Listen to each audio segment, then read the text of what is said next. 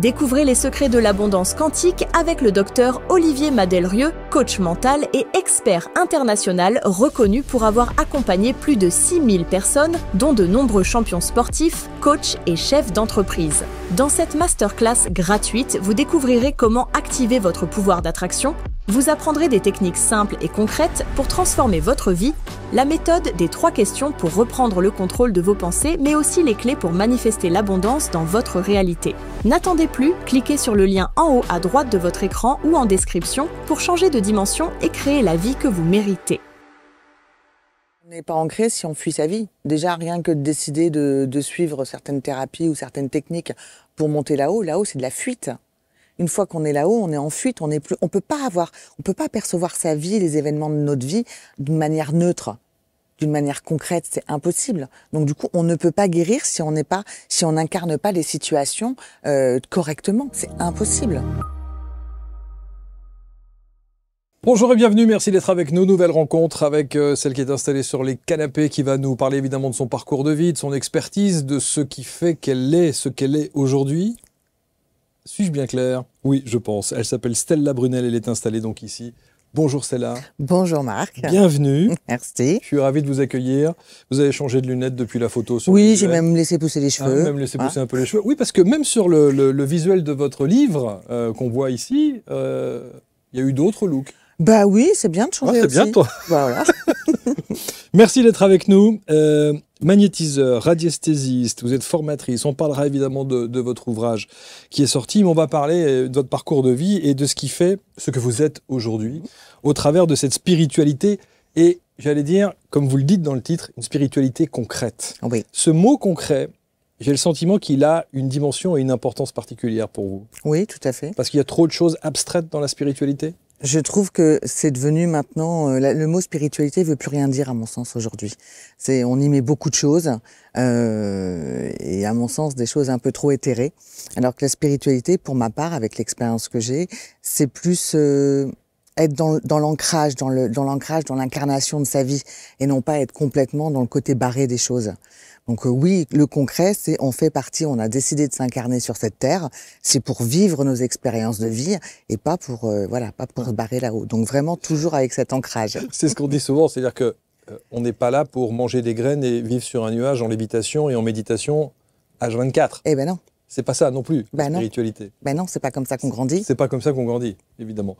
Alors vous rajoutez évidemment spiritualité concrète et évidemment les pieds sur terre et la tête dans les énergies et pas dans les nuages. Ah non. Non, bien sûr que non.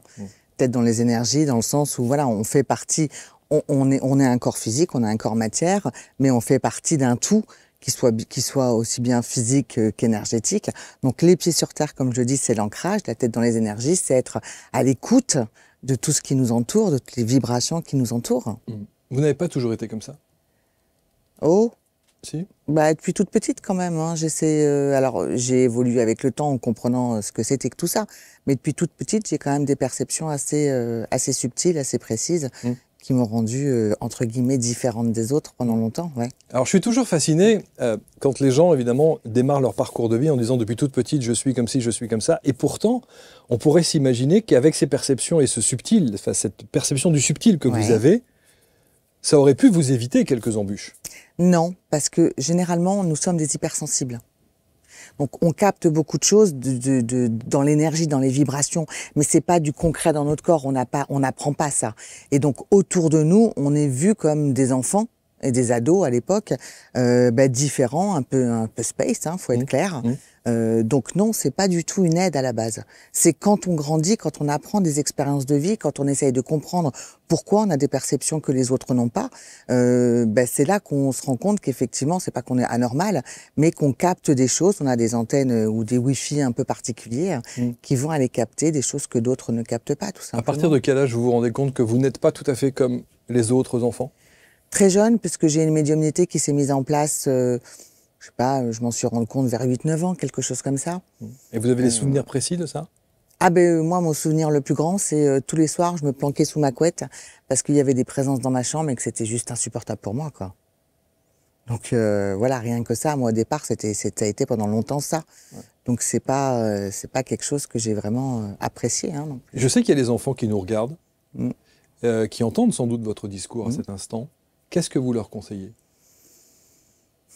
C'est compliqué parce qu'en parler à son entourage, le mieux c'est d'en parler à son entourage, mais à condition qu'au niveau familial, ce soit un minimum ouvert. Donc après, j'ai pas mal de gens qui viennent me voir avec leurs enfants, qui viennent me voir en soins, avec leurs enfants qui ont justement cette hypersensibilité et ces connexions-là. Donc c'est vrai que je leur apporte un peu mon expérience, mais pas mon expérience d'enfant, mon expérience d'adulte qui a grandi avec cet enfant un petit peu déstabilisé par tout ça. Donc je leur apporte des petites clés, mais le mieux, c'est d'arriver à en parler quand même. Chers amis, je vous rappelle qu'on se retrouve dès le mois de janvier 2025 pour l'IMM, Immersion Méditative Médiumnique. Et au cours de quelques dates exceptionnelles, j'aurai l'occasion de vous emmener dans un état modifié de conscience. Vous serez accompagné par ma voix et je vous guiderai pour atteindre un point bien particulier, au cours duquel vous allez peut-être pouvoir contacter votre guide, recevoir des réponses à des questions de vie importantes, mais également vous mettre en relation avec un proche qui est parti dans l'autre monde. Certaines ou certains d'entre vous pourraient également faire l'expérience de vie antérieure, d'aller visiter d'autres dimensions. Et dans tous les cas, cette expérience immersive est sécurisée dans une salle dédiée où nous ferons, j'en suis sûr, de très belles expériences ensemble. Aussi, je vous retrouve ce mois de janvier. N'hésitez pas à regarder les liens qui vous sont proposés pour me rejoindre et je vous dis donc à très bientôt. Bye bye. Est-ce que vous avez le sentiment aujourd'hui, on parle beaucoup de l'hypersensibilité. Oui. C'est un thème qui est extrêmement récurrent, même en littérature. Enfin, je veux dire, il y a qui n'était pas quand j'étais petite. Et dans notre génération, on n'était pas du tout. Non, on était des fragiles. Absolument, absolument. Et cette hypersensibilité, elle est revendiquée aujourd'hui, très clairement. Est-ce que vous avez le sentiment que hypersensibilité rime parfois avec des perceptions que ces enfants ont, ressentent, bien sûr, et jusqu'à effectivement des phénomènes de médiumnité? Bien sûr, les enfants hypersensibles, beaucoup en fait, cette hypersensibilité, c'est parce que ils captent, je dis, c'est un réseau Wi-Fi bien plus important que d'autres, et ils vont capter toutes les informations, on les retrouve dans ce qu'on appelle des vibrations, les fréquences vibratoires, et ils sont à l'écoute de ces fréquences vibratoires de façon inconsciente, mais ils ont cette connexion avec ces fréquences vibratoires qui font qu'ils captent les choses beaucoup plus vite, et ce sont souvent des enfants très intelligents qui ont une analyse des situations qui est rapide. Pourquoi? Parce qu'ils captent plein d'infos que d'autres personnes ne captent pas parce que trop dans le concret.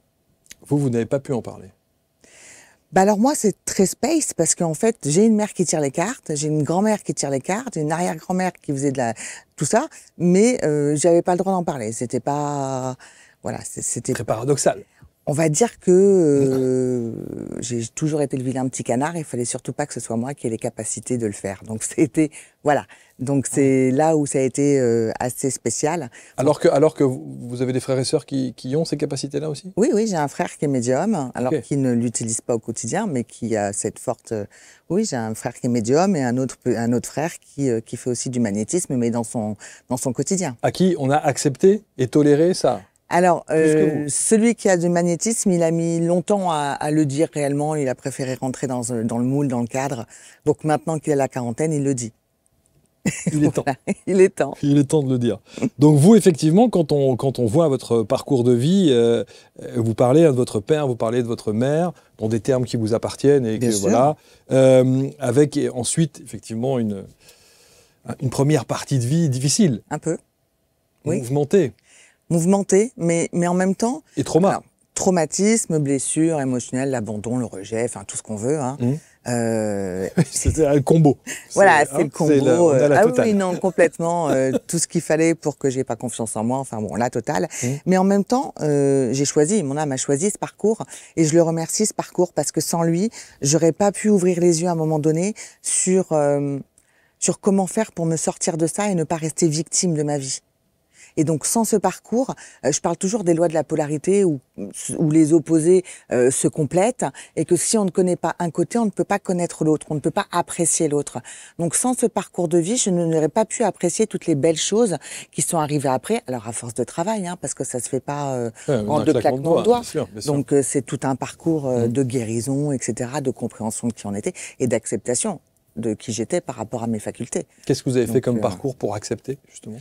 D'abord des blessures, de guérir mes blessures. J'ai d'abord commencé par guérir mes blessures, accepter que j'avais des perceptions différentes que les autres. Parce que moi, à l'époque, je croyais que tout le monde était comme moi, hein, donc voilà. Donc c'est vraiment l'acceptation. L'acceptation et le travail d'abord sur mes blessures. J'ai très vite compris, bon après un début de parcours de vie aussi d'adulte un peu compliqué, j'ai vite compris qu'à un moment donné, c'était honnêtement, soit je me suicidais, soit je trouvais une solution pour guérir. C'était trop douloureux, trop voilà. Et donc, je suis tombée sur une psychiatre qui était exceptionnelle, avec qui j'ai fait pas mal de séances et qui m'a acceptée telle que j'étais, avec mon magnétisme, ma médiumnité, etc. Et du coup, elle m'a beaucoup aidée à pas accepter ce que j'étais parce que je l'avais accepté, mais à le comprendre et à le mettre en place dans mes relations extérieures, à pas jouer dans mes relations extérieures à ce que je n'étais pas. Donc à dire clairement aux autres, moi je suis comme ci, comme ça. Alors oui, on se retrouve un peu seul du jour au lendemain parce que les amis se barrent un peu. Hein. Le côté sorcière est toujours là. Hein, donc ah non, on m'a clairement traité de sorcière, mais c'est pas grave. Aujourd'hui, j'en suis ravie. Ouais. Et fière peut-être même. Ah mais clairement, clairement. Ouais. Et donc voilà. Donc ça a été tout un parcours. Ce qui est étonnant, c'est que c'est une psychiatre.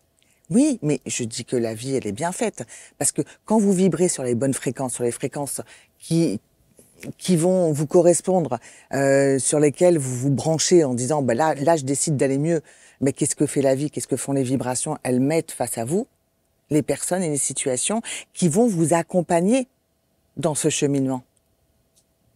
Donc oui, je suis tombée sur cette fameuse psychiatre exceptionnelle. Combien de temps elle vous a accompagné? 1 an et demi. Et c'est comme ça que la fleur, c'est comme ça, c'est ça. C'est comme ça que la fleur s'est éclose et que j'ai vraiment totalement accepté d'être pour les autres, ce qui est perçu comme différent. Moi, je me sens pas différente, mais voilà, j'ai accepté le regard des autres en fait. Alors, accepter le regard des autres, accepter évidemment ces facultés que vous avez, accepter le fait. Alors, on pourrait se dire très bien, et dans la matière, et dans le concret, et sur ce plan terrestre, les pieds sur terre, comment est-ce que ça se matérialise? Vous dites, il y a quand même des choses parce que vous avez un parcours de vie professionnel tout autant chaotique que votre vie. Oui, un peu moins depuis ces dernières années, mais oui, bien sûr. Tout à fait. Non, mais la première partie de vie, vous vous êtes cherché sur plein de choses. J'ai voulu rentrer dans le moule. Oui, c'est ça, bien sûr, bien sûr. Et alors, vous dites, il y a quand même un fait marquant, en préparant l'émission et en vous lisant aussi, il y a quand même un fait marquant qui est la relation avec les hommes. Ah oui. Dans votre histoire. Ah oui, très conflictuel, très difficile. Comment est-ce qu'aujourd'hui, j'imagine que vous avez le recul pour l'analyser et le comprendre, comment vous le viviez? C'est-à-dire que vous avez rencontré, marié, divorcé, et le schéma répétitif. Oui, alors 2 fois divorcé. Oui. Non, mais on limite un peu quand même. Hein. Je précise que je suis mariée une 3e fois, mais depuis 13 ans, et tout va bien. Et tout va très bien, voilà. Bien et il sûr. est là, et il va bien. Et il va bien. Et il va bien, c'est parfait. Et votre couple est parfaitement épanoui, c'est très bien. Mais oui, donc il y avait cette problématique. Oui, mais après, comme beaucoup d'enfants qui n'ont pas eu de père, je crois que voilà, il y a pas eu ce repère de paternel. Donc je pense que, et puis en plus j'étais un peu un garçon manqué, donc voilà, bon, par la force des choses. Donc oui, forcément dans mes relations, je pense que j'ai cherché un père, un protecteur, pas un père, un protecteur, plus qu'autre chose, quoi. Jusqu'au jour où j'ai compris que la seule personne qui pouvait me protéger, c'était moi-même. Et vous dites, le déclencheur, c'est une 3e relation qui fait qu'à un moment donné, vous prenez conscience des choses et vous dites stop. Et là, je dis stop et je dis là, je veux être tranquille. Okay. Donc là, j'ai décidé d'être toute seule, de morfondre dans mon coin, de tomber en burn-out. Mais voilà, c'était après, moi, je suis comme ça. Faut tomber pour mieux remonter. Et là, tout s'est éclairé, en fait. Alors, c'est là où ça devient intéressant parce qu'on se pose la question de savoir, il y a 2 solutions quand on est face à un burn-out. On sombre.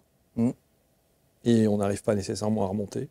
Ou alors on a cet élan de survie presque qui nous pousse à repartir. Alors, moi, ce qui m'a aidé, ce qui m'a poussé, c'est que, comme je dis, depuis toute petite, j'ai des perceptions assez particulières.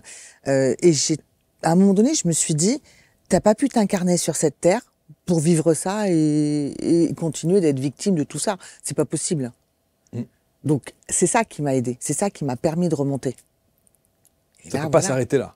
Ben non, c'était pas envisageable. Enfin, ça n'aurait pas de sens sinon. Enfin, pour ma part, ça n'aurait pas eu de sens. Ça. Je sais qu'il y a beaucoup de gens qui sont en souffrance, qui écoutent les émissions et qui nous disent à chaque fois à quel point ça leur fait du bien. Qu'avez-vous fait pour sortir de ce burn-out, au-delà de prendre conscience de ça grâce aux perceptions que vous avez, mais qu'est-ce que vous mettez en œuvre quand on est au fond du fond, et qui plus est, en plein cœur de ce burn-out? Alors, pendant quelques mois, je me suis bien laissé couler. Canapé, télé, enfin voilà, je voulais rien savoir, je voulais pas sortir. Et en fait, il y a une petite chose toute bête qui m'a aidée, j'ai acheté un chien. Un petit chien qui a été mon compagnon pendant pas mal d'années. Okay. Et du coup, il m'obligeait à sortir. C'est ce que j'allais dire. Il m'obligeait à sortir. Et c'était devenu le rituel. Donc ça a commencé comme ça, déjà m'habiller pour sortir le chien, donc dans la rue, avec des gens. Et puis à partir de là, j'ai dit tiens, ce serait peut-être bien que je me refasse une beauté. Allez, on va faire quelques magasins pour se racheter autre chose que des joggings. Enfin, ce genre de bricole. Mais ça a été vraiment petit à petit. Réapprendre à manger aussi, en mettant des couleurs dans son assiette. Parce que c'est un plaisir de manger, mais quand on est en burn-out, on n'a plus faim. Donc il faut trouver des solutions. Moi, j'ai trouvé cette solution des couleurs. J'avais envie des couleurs, des odeurs. Donc voilà, c'est des petites choses comme ça, toutes bêtes, qui m'ont permis de remonter et puis de reprendre confiance en moi tout doucement. Et à ce moment-là, personne ne vous accompagne à part votre chien? Là, à ce moment-là, je suis vraiment seule. J'ai été abandonnée de tous les côtés, je suis vraiment seule. Je suis la sorcière de service, le mouton noir familial. Donc là, je suis définitivement seule à ce moment-là. De cette nuit noire de l'âme, de cette descente aux enfers que vous vivez à ce moment-là, vous en tirez suffisamment la force pour dire maintenant c'est à mon tour d'aider les autres? Non, ça s'est fait ça s'est fait au fur et à mesure du temps. J'ai toujours aidé les autres, en fait. De tout temps, les gens venaient me parler. Donc quand ils arrêtaient de parler avec moi, c'est qu'est-ce que tu m'as fait du bien, ça. Voilà, alors je les touchais avec la main ou je leur parlais avec mes perceptions parce que j'ai beaucoup d'empathie. Donc aussi, je permettais aux personnes, je les faisais beaucoup reformuler pour qu'ils prennent conscience de ce qu'ils étaient en train de dire. Et donc ça s'est fait très naturellement. En fait, j'ai pas choisi d'accompagner les personnes à les mettre sur leur chemin de guérison. C'est moi, c'est ma vie. J'ai juste fait de ce que je suis un métier. Et c'est pas, j'ai pas décidé d'en faire un métier parce que tout le monde fait ça aujourd'hui. Non, j'ai décidé de faire de ma vie, de mon expérience, de mes perceptions, voilà, un métier. Mais je suis la même en soins, en formation, dans la vie. Il n'y a pas de, voilà, il n'y a pas de Stella différente. Jusqu'à mettre un petit coup de pied dans la fourmilière pour bien faire comprendre que la spiritualité, comme on l'a évoqué en début d'émission, c'est pas nécessairement tout ce qu'on entend, tout ce qu'on lit, tout ce qu'on voit. Non, la spiritualité, c'est vraiment accepter sa vie, s'ancrer dans sa vie, parce que à aujourd'hui, le problème, c'est qu'on envoie les gens beaucoup dans des montées vibratoires, dans des choses assez hallucinantes qui les font sortir de leur corps. Il y a une part de désincarnation qui se met en place, et de ce fait-là, les gens ne sont plus suffisamment ancrés dans leur corps physique pour voir les situations telles qu'elles sont. Ils ne les vivent que dans l'émotionnel, parce que plus on va monter sans avoir guéri nos blessures, plus on va être, nos blessures vont être aggravées. Parce que tout monte, quand on monte, les fréquences font grossir beaucoup de choses. Donc c'est pas comme ça c'est pas ça la spiritualité. La spiritualité, c'est incarner sa vie pour grandir, pour travailler sur les épreuves qu'on a décidé de travailler en venant s'incarner. Et après, oui, on peut monter. C'est comme un arbre. L'arbre, s'il a pas de racines profondes, il peut pas monter à la lumière. Et pourtant, il demande que ça, de monter. Mais sans racines, c'est pas possible. Sans ancrage et sans acceptation de sa vie, on peut pas monter. Ça veut dire que si ce travail n'est pas fait en amont, ça peut être dangereux à la suite? Complètement. Oui, moi j'en vois beaucoup en soins, puis avec des collègues où on fait pas mal de choses comme des dégagements, des choses comme ça. Oui, c'est très perturbant pour beaucoup de personnes. C'est pas comme ça qu'on les aide. Sauf que la plupart des gens qui vont par exemple consulter ou se faire accompagner et à qui on dit de faire ce travail comme ça, s'imaginent qu'elles sont suffisamment bien ancrées, ces personnes. Mais non. Comment savoir si on l'est? On n'est pas ancré si on fuit sa vie. Déjà, rien que de décider de suivre certaines thérapies ou certaines techniques pour monter là-haut, c'est de la fuite. Une fois qu'on est là-haut, on est en fuite, on peut pas percevoir sa vie, les événements de notre vie d'une manière neutre, d'une manière concrète, c'est impossible. Donc du coup, on ne peut pas guérir si on n'incarne pas les situations correctement, c'est impossible. Je sais pas si je m'exprime bien. Si. Mais en même temps, je me dis, ça révolutionne un petit peu l'univers de ce qu'on se dit au travers de la spiritualité et de toutes les techniques que certains... C'est pour ça que je suis pas très pour tout ce qui se passe depuis ces dernières années, où il y a une explosion de tout type de thérapie. Alors après, il en faut pour tout le monde. Il y a pas de problème là-dessus. Mais il y a une explosion de tout type de thérapie et des choses complètement, pour moi, hallucinantes, parce qu'on n'accompagne pas les personnes à guérir leurs blessures. On les accompagne en disant, vous trouverez vos solutions là-haut, demandez à vos guides, demandez à vos anges, etc., etc. C'est vrai qu'on entend ce discours, c'est vrai. Mais oui, mais ça déresponsabilise les personnes. D'où on va demander, c'est comme, j'ai besoin de quelque chose, j'ai pas trop envie de le faire parce que j'ai pas le courage, et puis je vais vous demander à vous de le faire. Ou je me responsabilise, ou je prends conscience de pourquoi j'en suis là aujourd'hui, ou pourquoi je n'arrive pas à faire ça. Jamais. Après, il y a des gens qui demandent peut-être juste pour, voilà, pour se donner enfin, voilà, pour imaginer avoir un soutien, quelque chose. Non, on peut avoir un soutien sans demander aux autres de faire à notre place. Bien sûr, oui, bien sûr. C'est ça. Puis c'est pareil, poser toujours des questions là-haut, mais il faudrait peut-être se les poser à soi-même et se regarder en face. Parce que là-haut, ils sont pas là pour de nous prendre toutes les décisions, nous faire prendre les décisions. Voilà. Après, je crois en tout, j'adhère pas à tout.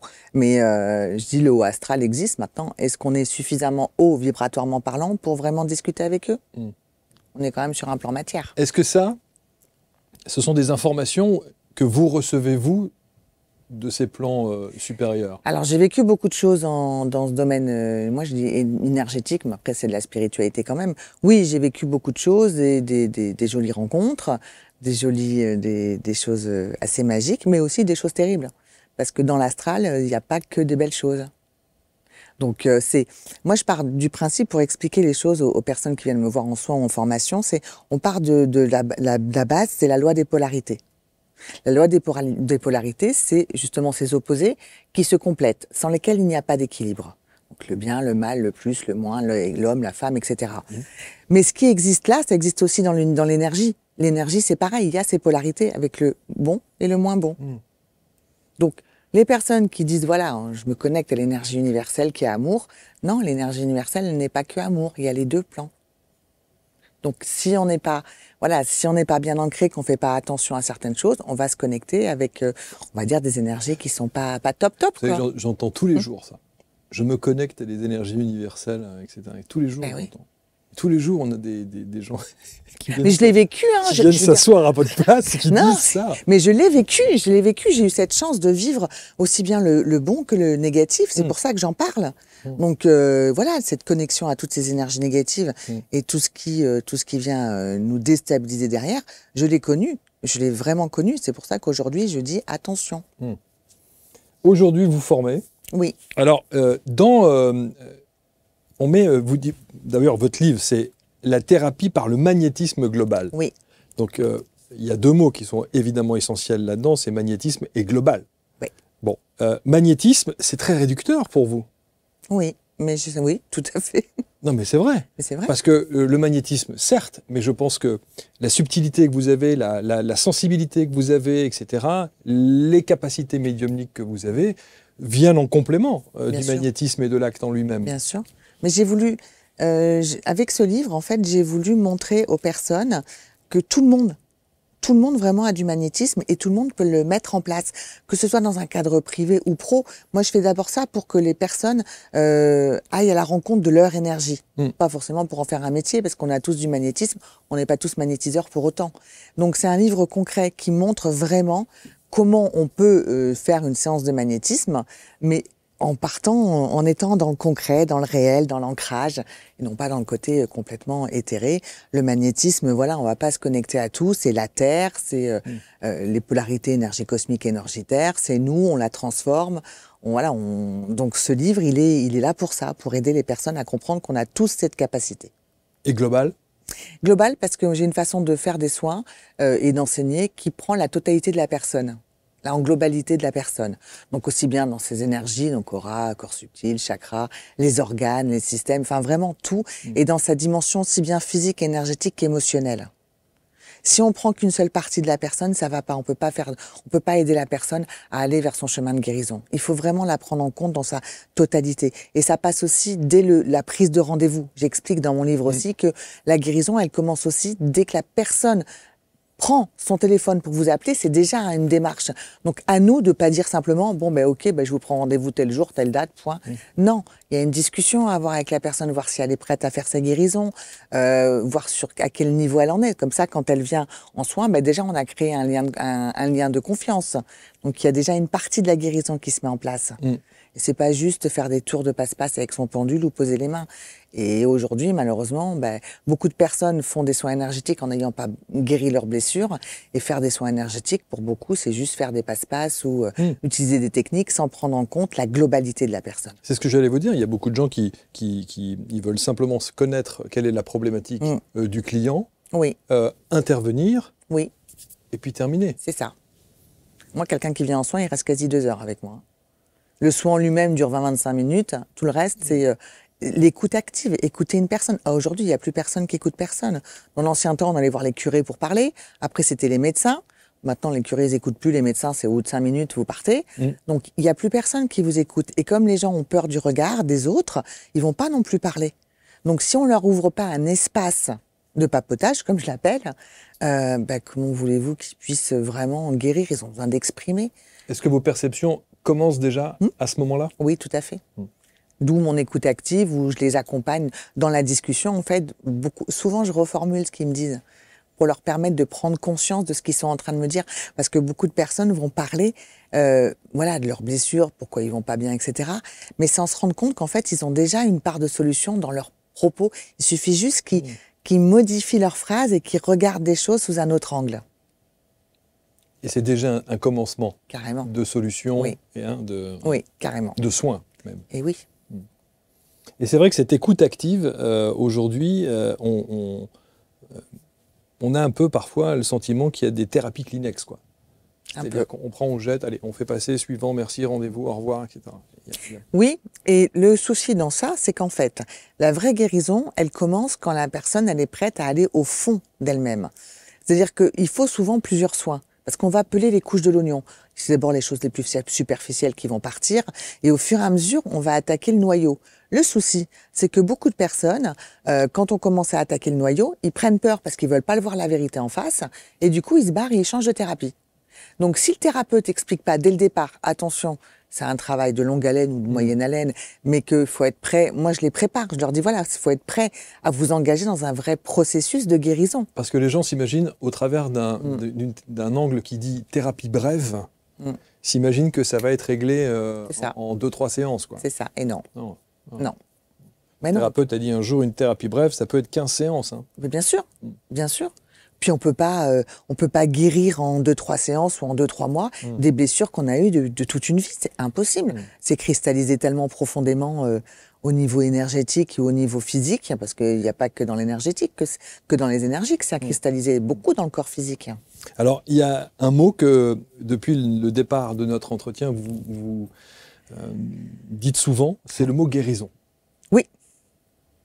Guérison. Et c'est pour ça que je prends toujours des pincettes et je prends toujours un peu de recul Absolument. Sur ce mot-là spécifiquement, parce qu'on a déjà eu beaucoup de réflexions et je sais que dans les commentaires, et ça va arriver.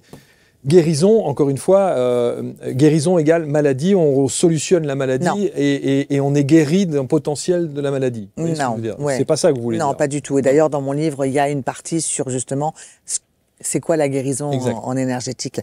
La guérison, c'est pas non, vous avez une maladie, vous allez la guérir. Non, c'est pas ça. La guérison, c'est permettre vraiment, encore une fois, à la personne de prendre conscience du pourquoi elle en est là aujourd'hui. Que ce soit une maladie physique ou émotionnelle ou un trouble émotionnel, qu'est-ce qui fait que dans ses schémas, qu'est-ce qui fait qu'elle en est arrivée là? La guérison, c'est apporter les clés à la personne pour qu'elle-même ouvre la porte. Et à partir de là, le système qu'on appelle d'auto-guérison va pouvoir se mettre en place. Mais le vrai guérisseur, c'est la personne, c'est pas nous. Ouais, c'est ça. Ouais. C'est le gros pourcentage du travail commence déjà par la prise de conscience du client. Absolument. On est là pour l'accompagner dans ses prises de conscience. Et après, en soins énergétiques, pour ma part, une fois que les prises de conscience sont là, on va pouvoir décristalliser plus facilement. Ce qui va permettre à la personne de continuer à vivre ce qu'elle a à vivre, parce qu'elle doit le vivre, mais d'une façon plus légère. C'est pour ça que dans la phase d'écoute, d'entretien, enfin d'échange que vous avez, la blablaterie, comment vous dites? Papotage. La papotage, voilà, j'allais dire la blablaterie. Non, le papotage. Le papotage, On a le sentiment que donc cette phase de papotage, elle est très très importante, Oui. avant et après, comme Oui. on dit. C'est pour ça que quand le titre de votre livre est quand même axé sur le magnétisme, c'est tellement plus que Oui. le simple acte de magnétisme. Oui, tout à fait. Mais j'ai pas été aidée pour le titre du livre. Je vous avoue que, et moi je suis pas connue, hein, donc j'ai pas été très aidée là. On m'a dit quel titre tu veux, je dis pensais à ça. C'était le nom de ma formation, je dis Ouais, allez, on y c'est ça. va comme ça. Alors, vous auriez dû demander un peu plus haut. Ouais, non, fallait que je décide moi-même. Ouais, Hein. c'est ça, ouais.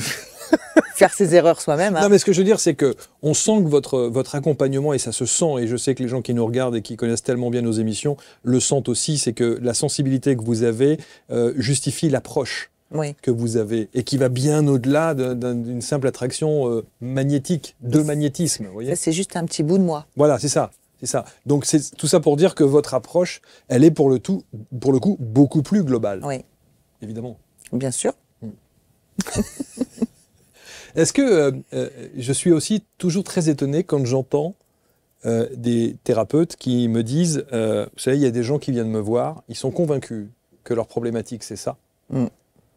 et que quand ils sont en phase de papotage, on se rend bien compte que ça n'est pas le problème en question. Bah, parce qu'il y a toujours une différence entre le symptôme et la cause. Ce que les personnes viennent chercher dans un soin, c'est à virer les symptômes qu'ils ont. Mais c'est à nous d'être derrière, d'aller chercher pourquoi ils ont ces symptômes. Le symptôme, c'est juste un cri du corps ou un cri de l'âme qui dit là, ça va pas. Donc, forcément, ils expriment les choses par rapport à leur ressenti. Je sais pas, moi, j'ai mal à la cheville, je vais venir vous voir parce que j'ai mal à la cheville. Derrière, bah, il y a peut-être un problème de direction. La personne a peut-être un problème pour avancer ou pour prendre une direction. Donc, c'est à nous, derrière, de décoder et d'accompagner la personne pour qu'elle comprenne ce décodage.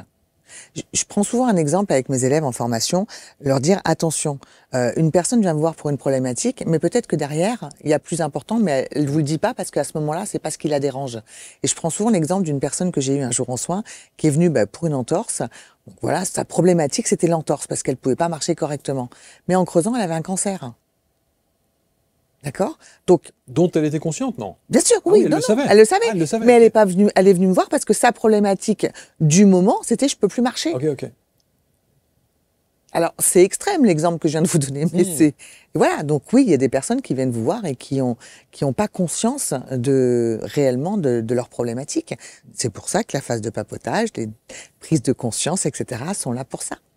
Et c'est important parce que là, les personnes, tout d'un coup, elles ont une lueur dans les yeux. Ah ben oui, maintenant que vous me le dites.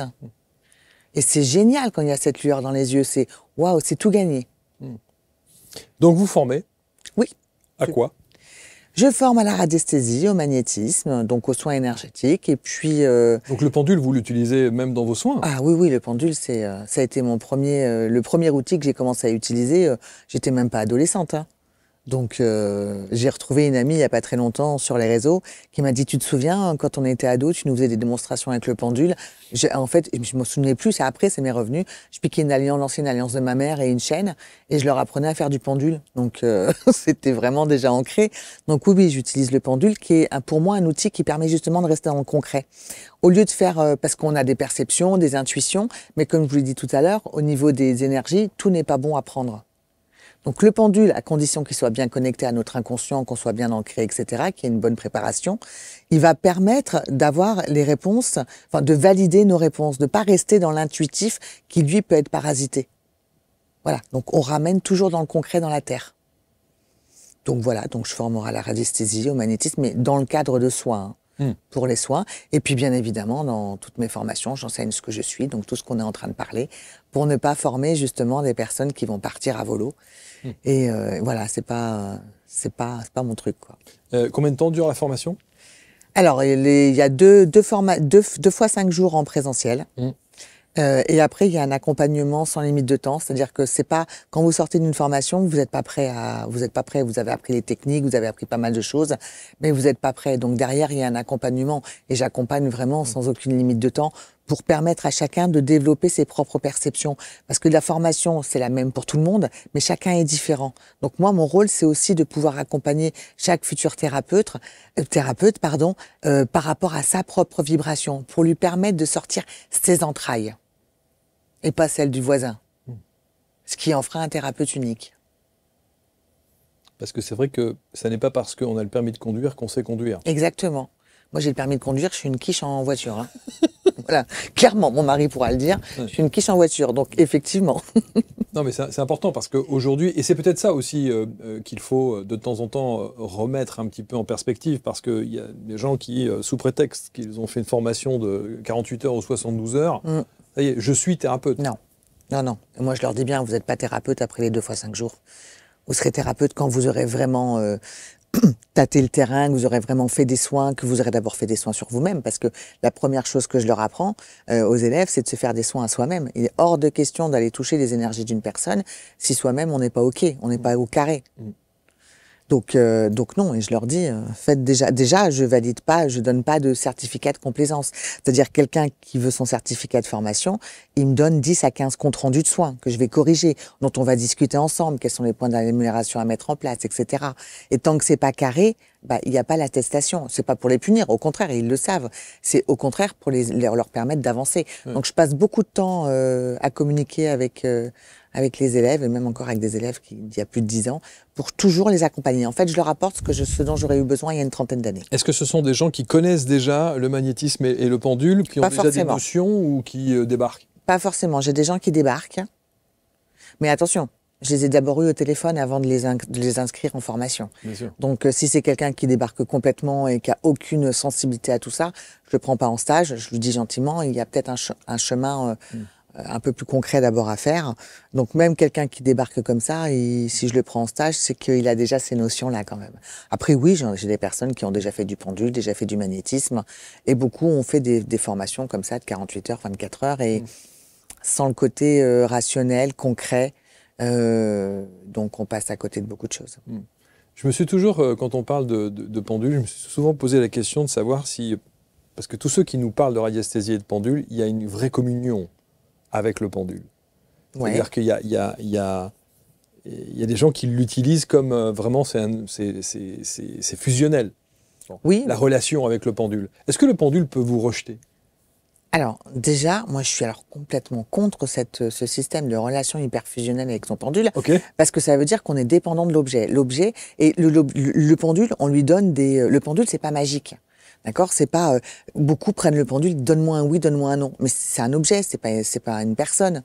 Ça révolutionne, quoi. Non, mais ça remet en question beaucoup de choses, quand même. Et quand on fait ça, en fait, on se rend pas compte que du parasitage peut venir vibratoirement bugger votre pendule. Un pendule, il est valable à condition d'être relié à votre inconscient.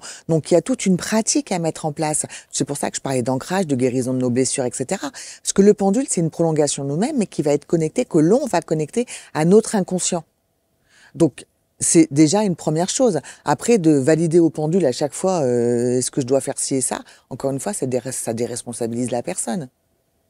Le pendule doit venir éventuellement en validation. Moi, je m'en sers dans mes soins, de temps en temps dans ma vie privée, mais franchement, c'est rare dans ma vie privée. J'ai pas besoin de ça pour savoir ce que j'ai à faire. C'est toute la difficulté de ceux qui calquent leur vie en fonction de l'outil qu'ils sont susceptibles de maîtriser, quoi. Oui, mais c'est qu'un outil comme un stylo, c'est juste un outil qui vous permet d'écrire.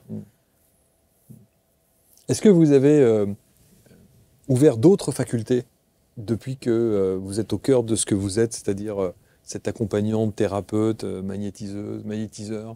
Déjà, magnétiseuse, médium, thérapeute, c'est déjà pas mal. Hein. Ouais, c'est pas mal. Hein, c'est plutôt pas mal, ouais. Il n'y a pas d'hypnose chez vous? Ah non, pas du tout, non. Pas besoin. Non. Non. Il n'y a pas de carte? Pas de carte? Non, non plus, j'ai pas besoin. Non. Et puis je suis nulle avec les cartes, j'ai déjà essayé, je suis nulle. C'est vrai? C'est pas mon truc, bon. Non. Il n'y a pas de numérologie? Non plus. Je m'y suis intéressée à un moment donné, mais non. Il n'y a pas d'astrologie? Non plus, il faut trop réfléchir. Non, mais le problème, c'est que je me suis intéressée à des techniques comme ça. Mais le problème, c'est que du coup, ça me squeeze de mes perceptions. Donc non. Non, pas tout ça. Alors, autre question que je pose très souvent, et à tous ceux qui s'installent ici. Est-ce que vous avez le sentiment que pour solutionner le problème, il faut aller chercher la cause? Absolument. J'ai fait une émission ce matin, on me dit l'inverse. Il n'y a pas besoin d'aller chercher la cause, remuer le passé. Non. Alors. Pour solutionner la problématique de l'instant présent. Là, je suis tout à fait d'accord, dans le sens où moi, je pars du principe que ça sert à rien d'aller chercher le pourquoi du comment. D'accord? C'est-à-dire qu'on ne va pas gaspiller notre énergie à dire ah oui, mais c'est parce que vous avez vécu ceci ou cela qui fait qu'aujourd'hui vous êtes comme ça. Non. Quand je dis qu'il faut aller chercher la cause, c'est la cause qui est cristallisée. Pas le pourquoi du comment. Mais tout ce que la personne a vécu va se cristalliser au niveau de nos organes. Et c'est cette cause-là qu'il faut aller chercher. C'est-à-dire que si on ne décristallise pas au bon endroit, les symptômes ne disparaîtront pas. Ou ils reviendront sous une autre forme. Donc oui, je suis d'accord avec la personne que vous avez eue ce matin en disant non, ça ne sert à rien de remuer effectivement la merde, ça n'apporte rien, puis c'est un gaspillage d'énergie. On garde notre énergie pour faire l'état des lieux du moment et comment faire maintenant pour aller sur le chemin de la guérison. Mais si on ne va pas gratter la cause, ça paraît compliqué de virer les symptômes. Est-ce que vous avez fait du transgénérationnel, vous? Non. Non. J'ai l'impression, vous savez, j'ai l'impression, Stella, que vous êtes la rebelle 2.0 de la spiritualité. Alors, je suis pas là. Alors, c'est vrai que j'ai toujours, depuis toujours, on m'a dit, t'es pas, encore une fois, t'es pas comme les autres. Mais oui, c'est vrai, non mais c'est vrai. Mais parce en tout cas, il n'y a pas de langue de bois chez vous. Enfin, ça balance, quoi. Vous dites ce que vous avez envie de dire et point barre. Ah oui. Qui même me suivent, quoi. Oui, puis après, je demande pas, j'ai pas la vérité absolue, hein. J'ai une vérité qui dépend de mon expérience, voilà, ma vision des choses dans ce domaine-là ou dans le domaine de la vie, parce que c'est la même chose, est en lien avec des expériences que j'ai pu vivre, pardon. Donc j'ai vécu pas mal de choses dans ce domaine-là qui ont forgé la personne que je suis. Donc rebelle, oui, peut-être, mais droite dans mes baskets et claire avec les autres. Est-ce que ça vous inquiète de voir justement certains vont dire qu'il y a une belle ouverture et qu'on sent qu'aujourd'hui il y a des prises de conscience avec des gens qui ont véritablement envie de revenir à des principes fondamentaux, des valeurs, etc., etc., et donc à une certaine spiritualité. Ça vous inquiète ou ça vous rassure parce que c'est plutôt encourageant? Bah, encore une fois, ça peut être rassurant si les personnes font la guérison des blessures. Si elles ne le font pas, c'est inquiétant. Voilà. Et pour avoir ce type de personnes en soins, je vous dis, c'est inquiétant. Quel est le soin? Vous avez une histoire. Moi, j'aime bien quand on raconte les histoires. Vous savez, les avant-après. Quand vous êtes sur les réseaux sociaux, et je pense notamment quand vous allez sur Facebook, vous savez, il y a des gens qui achètent des ruines, qui les retapent, et vous avez la photo avant-après. Vous avez souvenir de quelqu'un qui vous a profondément marqué? J'en ai plein, ça fait 20 ans que je fais des soins. J'imagine, mais donc, une histoire forte? Vous en avez une là en mémoire? Ouais, mais alors c'est pas une guérison comme on va l'entendre, parce que la guérison, c'est pas forcément aller mieux. Oui, il y a une histoire qui m'a le plus marquée, qui était un monsieur qui est venu me voir, donc c'est sa femme qui l'a un peu traîné pour venir me voir, et ce monsieur avait un cancer du foie. Donc la médecine l'avait abandonné parce que c'était un peu tard. Et donc il venait me voir pour le guérir. Et là je lui ai dit tout de suite, on s'arrête là. Moi je vais pas vous guérir de votre cancer du foie. Je peux vous accompagner si vous voulez, voilà, à vivre mieux les choses. Mais il y aura, la guérison. Je lui ai dit gentiment, mais la guérison c'est pas possible. Donc on a fait quelques séances. Ça lui a permis de retrouver l'appétit, de retrouver un peu de joie de vivre. Donc ça c'était plutôt pas mal. Sa femme était contente aussi. Et puis, je sais plus, j'ai fait quelques séances, je me rappelle plus combien. Et puis, pendant un moment, j'ai plus eu de ses nouvelles. Et puis, il est revenu me voir une petite année après, tout seul, sans sa femme, cette fois-ci. Et en fait, là, il était pas bien, il était triste, donc déjà, il était toujours en vie, hein, alors qu'on lui annonçait que quelques mois. Et là, il m'annonce qu'en fait, sa femme, qu'elle est super bien, il l'a retrouvée morte le matin d'un arrêt cardiaque. Et oui, mais un accompagnant, celui qui accompagne dans la maladie, il prend cher aussi. Donc, quand on n'occupe pas assez, donc elle a pris cher, et du coup, elle a fait un arrêt cardiaque. Ce monsieur, donc, je l'ai repris un petit peu en main pour l'accompagner au maximum de ses possibilités, parce qu'on va pas aller au-delà de ce qu'il est capable de recevoir. Et puis, je devais l'avoir à un second soin. Et puis, ce matin-là, donc j'avais plusieurs rendez-vous dans la journée. Ce matin-là, j'étais pas bien. Je me suis réveillée, j'étais pas bien. Je dis, je peux pas. Je sais pas pourquoi, mais je ne peux pas assurer les soins aujourd'hui. Donc, j'envoie des textos à mes clients de la journée en disant « Désolé, on va reporter », voilà, blabla.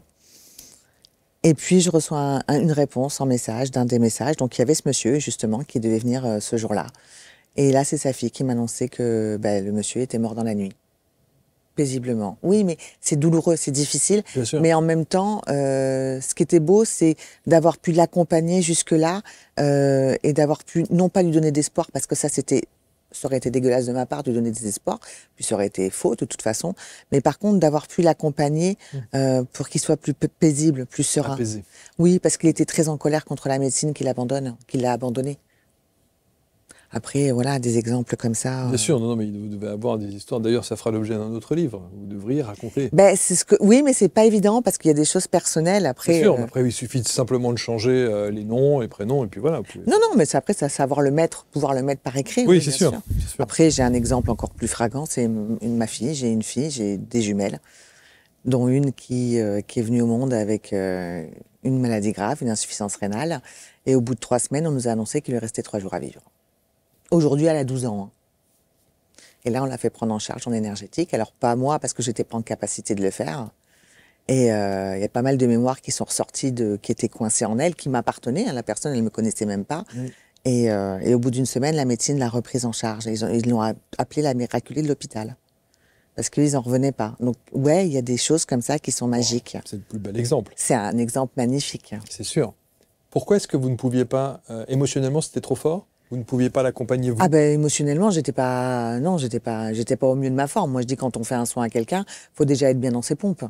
Donc quand vous n'êtes pas bien dans vos pompes, vous n'allez pas faire des soins. Encore moins à votre enfant, ou enfin vous venez d'accoucher il y a pas longtemps, ou enfin c'est compliqué. Puis moi j'ai des jumelles, donc il y avait quand même aussi l'autre. Oui, bien sûr. Donc non, j'étais pas en capacité. Faut reconnaître, un bon thérapeute, c'est aussi celui qui reconnaît ses limites. Là, j'étais devant mes limites. Je pense qu'il y a beaucoup de thérapeutes qui s'imaginent être dans le côté illimité. Non, on a nos limites. Je pense. Hein. On a nos limites. Et je dis souvent aux personnes, notamment aux personnes que je forme, que quand ils sont pas bien, reportez vos rendez-vous. Les personnes, elles vont pas vous en vouloir. Et si elles vous en veulent, c'est qu'elles peuvent pas faire le travail de guérison avec vous. Donc, reportez. On n'est pas dans les limites, on n'est pas Dieu. On est des êtres humains avec nos faiblesses, nos forces, mais faut reconnaître nos limites. Les sessions de formation, c'est tous les mois, j'ai une session de formation. Un mois, c'est la radiesthésie, un mois, c'est le magnétisme. Et je prends que des petits groupes parce que j'aime bien vraiment accompagner les personnes jusqu'au bout. Donc, je prends 6 personnes max. Et donc, tout est en présentiel? Alors, je fais aussi du distanciel. Hein. Okay. Il y a des personnes qui... Voilà, je fais aussi des formations en distanciel. Sur mon site, on trouve les formations en distanciel et les dates du présentiel. Donc voilà. Bon, et vous êtes dans le Val d'Oise. Ouais, exactement. Non, c'est vrai que c'est intéressant parce qu'encore une fois, je trouve que vous désacralisez un petit peu ce qui est dit au travers de ces thématiques et de cette spiritualité avec un grand S. Voilà, et on s'imagine beaucoup de choses, on entend aussi beaucoup de choses. Et c'est même... autant je suis fier qu'on ait monté cette chaîne et ces émissions-là, autant parfois, j'ai presque un petit sentiment de culpabilité parce qu'on entend tout et son contraire. Je suis d'accord. Mais après... C'est difficile de savoir exactement. Oui, après, je fais peut-être partie d'une génération qui a commencé plus tôt. Enfin, pas... Il n'y avait pas les réseaux sociaux. Donc, il n'y avait pas besoin de se mettre vu. Enfin, il n'y avait pas ce même besoin. Et aussi, on est trop dans le développement personnel. On dit trop aux gens, il faut que tu fasses du développement personnel. Donc, du coup, ça a permis la mise en place de tout plein de choses. Donc ouais, les gens se perdent un peu, je pense, dans tout ça. Jusqu'au terme développement personnel, où il y a plein de gens qui disent ça veut rien dire. Ça veut rien dire aujourd'hui. Ça veut rien dire. Ouais. Développement personnel, il ne peut pas se faire tant qu'on n'a pas fait la guérison. Une fois qu'on a fait les guérisons, on peut travailler sur soi, sur voilà ses qualités, accepter ses défauts, etc. Et ensuite, on peut monter en spiritualité vers des choses plus sympas. Enfin, pas plus sympas, mais plus élevées. Et vous y allez aussi, vous ? Oui, bien sûr. De temps en temps. Alors, j'y vais pas consciemment, j'y vais pas de façon, je fais pas exprès d'y aller. C'est-à-dire que c'est les infos qui viennent à moi. C'est pas moi je vais pas chercher les infos. Les infos viennent à moi quand je suis prête et quand j'ai besoin de les avoir. Sauf qu'en soin, elles vous arrivent comme ça. Hop. Oui, mais elles sont cadrées. C'est-à-dire que j'ai appris il y a quelques années, j'ai entendu une phrase qui disait c'est pas parce que tu peux que tu dois. Et en fait, ça a fait écho à ma médiumnité, parce que j'ai une médiumnité qui est très pénible. Je suis médium spirit, donc médium par incorporation. Donc c'est vraiment le truc... Oui, ça a beaucoup fait rire mon mari, parce que quand ça m'arrive, je change de voix, je change de visage. Enfin, c'est le truc super sympa. Hein. Ouais, donc c'est cool, quoi. J'ai jamais vu ça. Ah oui, je vous jure. Très impressionnant, je sais que c'est Ah impressionnant. mais clairement, vous avez l'impression d'être sorti de votre corps, qu'on vire votre âme et qu'il y a autre... Ça vous prend aux cordes vocales, on sent ça bouge les cordes vocales, vous sentez votre visage qui se... Enfin, je sais pas, donc c'est vraiment quelque chose de désagréable, enfin moi j'aime pas. Et donc du coup, quand j'ai entendu cette fameuse phrase, c'est pas parce que tu peux que tu dois, et là j'ai dit, ah, très bien. À partir de là, j'ai dit, je ne veux plus de cette médiumnité, donc là je leur ai dit là-haut, c'est terminé. Maintenant, les infos que je veux recevoir, c'est uniquement celles qui me sont utiles en soins ou pour moi et au moment où c'est utile. Tout le reste, je ne veux pas savoir. Voilà. Et c'est magique parce que ça s'est mis en place comme ça et je n'ai plus du tout de ce côté spirit qui me cassait les pieds. Et j'avais le droit de la refuser. Hein. C'est ça, oui, c'est ce que j'allais dire. C'est que vous avez le droit de choisir. Ben oui, Ouais. oui. Beaucoup de personnes se sentent prisonniers de leur perception, mais on a le droit de choisir et on a le droit de choisir comment les mettre en place. J'ai pas dit non à ma médiumnité, j'ai juste dit ok, ma médiumnité elle est là, je vais m'en servir, mais comme moi je l'entends. Et ce que j'invite les personnes à faire, c'est qu'est-ce que vous voulez faire avec vos perceptions. Est-ce que vous vous autorisez à tout dire quand vous avez quelqu'un en face de vous qui vient en soins? Oui, parce que j'ai ce cadre qui dit que les infos que je reçois sont celles que la personne doit recevoir. Okay. Alors bien sûr, des fois, il y a des informations un peu... Voilà, où faut... mais après, on y va avec des pincettes. Et l'objectif d'avoir cette fameuse écoute active, c'est de pouvoir retranscrire aux personnes les infos dans la manière dont ils sont capables de les entendre. Et non pas comme ça, à brûle pour point. Donc on ne fait pas n'importe quoi non plus. J'étais en train d'imaginer l'incorporation. Ah, j'aime pas. Je vous jure, vous avez l'impression d'être sorti. Votre corps physique, vous le sentez bien, hein, mais vous sentez un truc qui passe au plexus, en tout cas, moi, c'est comme ça que ça se manifeste, qui rentre par votre plexus, donc vraiment comme un choc qui rentre par votre plexus, votre gorge, les cordes vocales, on sent les cordes vocales qui bougent, le visage qui se crispe, et puis après, vous parlez avec une voix qui n'est pas la vôtre. Et c'est vous qui décidez du temps? Ah non, mais moi, du temps de quoi? Du temps de cette phase-là. Ah non, alors, tant que c'est pas sorti par la voix, tant que la voix se met pas en place, j'ai pas le contrôle dessus. C'est une fois que je commence à parler avec une voix qui est pas la mienne, où là, je reprends possession de mon corps et je dis non, ça suffit, stop, tu dégages. Voilà. Après, je pense que j'ai cette force-là aussi d'avoir compris que je devais pas subir les choses, quoi. Oui, c'est ça. Touche pas à mon corps. C'est assez fou, ça. Vous avez souvenir d'une incorporation qui vous a profondément oui, marqué aussi? Une nuit, je me suis réveillée, je dormais tranquille, et tout d'un coup, je me suis réveillée assise, avec la voix d'un homme qui disait « Où sont mes enfants ?» Et là, j'ai dit « C'est quoi ce bordel ?» Donc, j'ai dit « Non, stop, stop, stop », et puis c'est bon, ça s'est calmé. Ouais. Mais ça, c'était vraiment... Et vous ne savez pas, et ça veut dire que la plupart du temps, quand vous aviez ces phases d'incorporation, vous ne saviez pas qui, quoi, quand? Non, mais quand c'est comme ça, je perçois les choses. Donc, cette fameuse fois, c'est un homme qui venait de mourir, qui était mort il n'y a pas longtemps. Et qui cherchait ses enfants, pour dire au revoir, sûrement. C'est incroyable, ça. C'est des phases comme ça que je trouve assez incroyables. Terre en ciel, édition. Alors, il y avait, effectivement, on va juste vous montrer, ça c'était la première version. Première couverture, qu'on peut trouver d'ailleurs, parce que c'est vrai que si vous allez sur certains moteurs de recherche, et en particulier sur le célèbre site de vente en ligne que tout le monde connaît. Tout à fait, ils n'ont pas encore changé. Hein. Oui, parce qu'ils n'arrivent pas à changer. Techniquement, ils n'arrivent pas à changer. Et puis sinon, il y a la nouvelle qui est ici. Voilà, et que vous trouverez un petit peu partout. Stella Brunel, évidemment. C'est votre vrai prénom, Stella? Oui, alors ça, c'est une question qu'on me pose depuis des années. Mais oui, c'est mon vrai prénom. Je devais être prédestinée, certainement. Ah, c'est exactement ce que j'allais vous dire. C'est mon vrai prénom. C'est quand même... Eh oui. Bon. Des fois, on ne me croit pas, je montre ma carte d'identité. Hein. Mais non, c'est mon vrai prénom. Les looks un peu rock'n'roll, années 80, ça c'est fini? Pour moi? Ouais. Ouais, pourquoi? Non, pour celui-là. C'était il n'y a pas longtemps. Hein. C'est vrai? La photo, c'était il n'y a pas longtemps. Hein. C'est vrai? Bah oui. Ils ont poussé vachement vite. Il y a 2 ans, ça. 2 ans, ouais. Ouais. Bah, c'est un oh, mais j'aime bien changer. Années 80. Ouais. Ouais, voilà, c'était bien. Avec un petit sac US et puis... Ah ben, je suis né en 70, hein, donc voilà. Forcément, oui. Bien sûr. Oui, mais j'aime bien changer un petit peu, ça fait du bien. Voilà. Bon. Merci en tout cas, Stella. J'étais très content de... Et merci de votre franc-parler.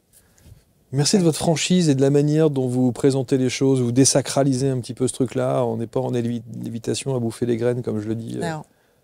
Voilà. Ben, avec plaisir. Et je pense que là, évidemment, on va mettre autour de cette vidéo, bien sûr, l'ensemble des liens pour que vous puissiez rentrer en contact avec Stella, connaître tout son calendrier pour les formations, les consultations. Alors, on peut vous consulter à distance, pour le coup. Ah, les consultations, je fais 80%, c'est à distance. À distance, hein, bien sûr. clairement. Ouais, ouais. La distance ne change rien, Absolument puisque pas. tout est vibration, Tout est vibration. n'est-ce pas? Voilà. Et à distance, pareil, il y a le papotage, parce que je le fais en visio, Papotage, donc bah c'est oui, toujours évidemment. important. Bah, évidemment, évidemment. Une phase de papotage. Je vais retenir ça, si vous voulez bien, je pourrais le réutiliser. Absolument. Hein, je avec demanderai. Alors, vous plaisir. faites bien une petite phase de papotage, c'est Stella qui me l'a dit. Hein, donc, je pourrais dire ça. Oui, oui, Bon. tout à fait. Merci infiniment, Stella. Merci beaucoup. Merci, Marc. Merci à vous. Commentez bien sûr avec bienveillance, comme toujours, parce que vous savez que je suis obligé de préciser ça quand même. Oui, non, mais ça m'étonne pas. Commentez avec bienveillance. Oui, Je ne comprends pas les gens qui perdent leur temps à mettre des commentaires négatifs. Mais c'est clair, c'est de la perte d'énergie. c'est incroyable quand même, ces gens. Après, si ça leur permet d'avoir le sentiment d'exister. Oui, je pense que c'est surtout ça, caché derrière un pseudo. Merci infiniment. Avec Prenez soin plaisir. de vous et on se retrouve pour une prochaine rencontre très vite. Salut.